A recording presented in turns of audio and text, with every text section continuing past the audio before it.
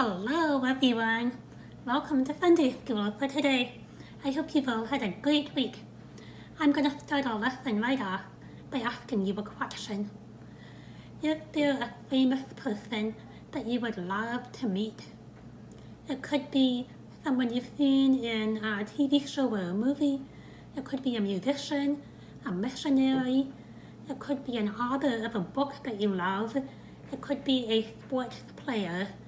It could be anything, even a cartoon character would be okay. Just think of someone that you would really love to meet. You can pause this movie and talk about it with your family.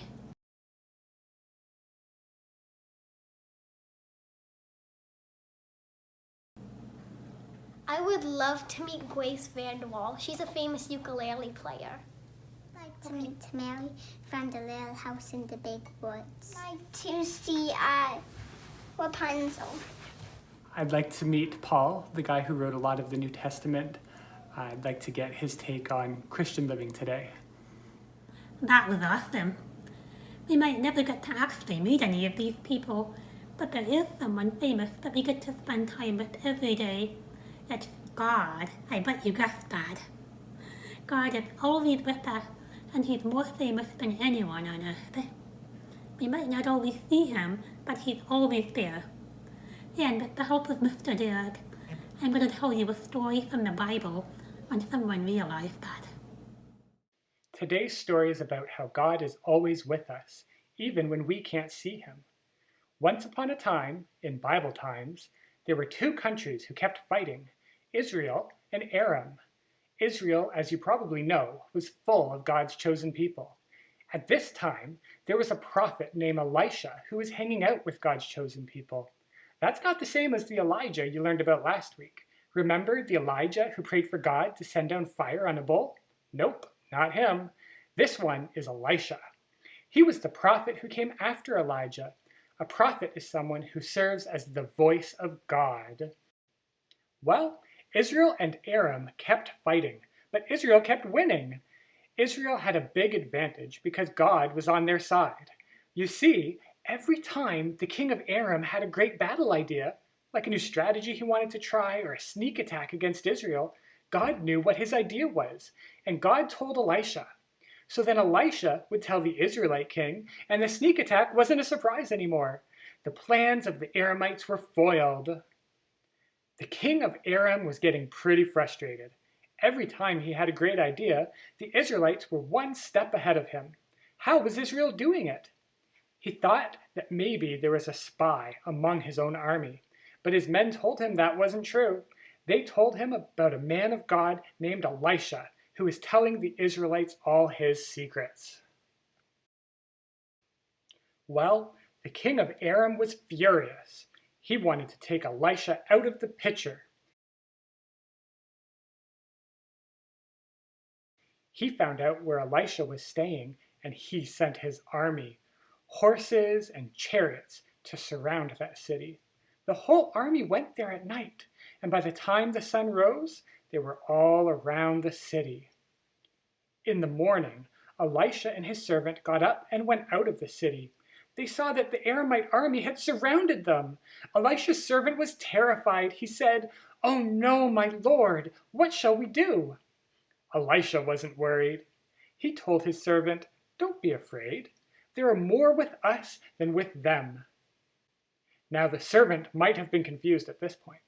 There was a huge army all around the city. The Aramites definitely outnumbered the Israelites, but Elisha was talking about God's army being with them. Then Elisha prayed, "Open my servant's eyes, Lord, that he may see."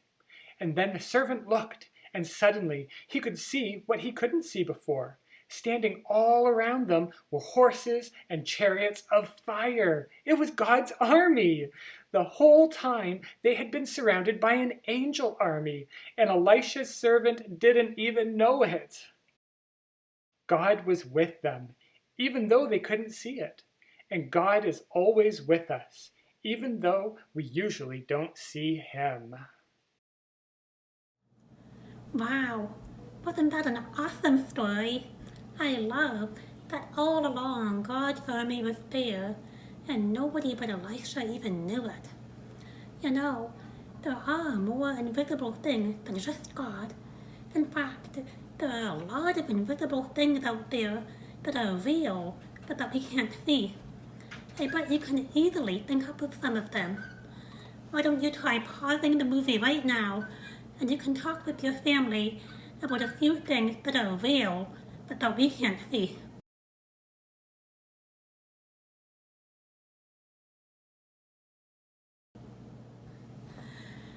I wish I could hear your answers. Here are some of the things that my kids thought of when I asked them that question. Wind is invisible, but it's actually there. We can feel it, but not see it. Here's something that's real but invisible. Love. Ew. Something that's invisible, but that's real, is molecules. Something that I can't see that I know is real is gravity. Another thing that is real but that we can't see are sound waves. We know they exist, but we can't normally see them. There are a few ways to make them visible, so we're going to try one of them right now. Okay, we're going to do a little experiment to show how we can make sound visible. And if you want, you can try this at home. You need a bowl, a speaker, some sand or glitter or salt, and some plastic wrap. So we're going to put the speaker in the bowl, like that. And then we're going to cover it with plastic wrap. Make sure when you do it, the plastic wrap is really nice and tight on the bowl, okay?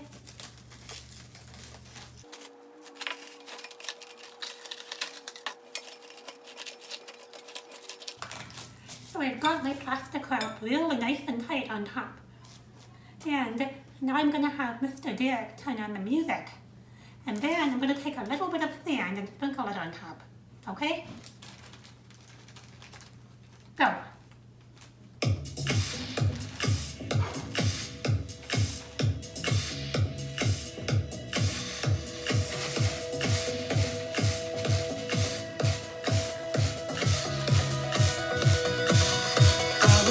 With a broken heart, you pick me up, now I'm set apart. From the ash I am born again, forever safe in the Savior's hands.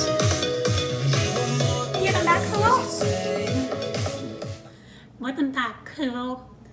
There are a lot of things that are invisible but that are real, and God is the best one of all. You've probably never been surrounded by an angry-looking army. I definitely haven't. But there are a lot of times in our lives that we need to remember that God is really there even if we can't see Him. Maybe when you're in bed by yourself at night and you're feeling a little scared. Maybe you've gotten lost somewhere. Maybe things didn't go the way you were hoping that they would go. You made plans and they got cancelled. And that makes you feel like God's not really there for you. I've definitely felt that a few times lately. So many things have been cancelled because of the pandemic. But even though we may feel God's not there, the truth is He always is there. You can't see God, but He is there, and that is a sure thing. That's all for today. Have a great week. Bye.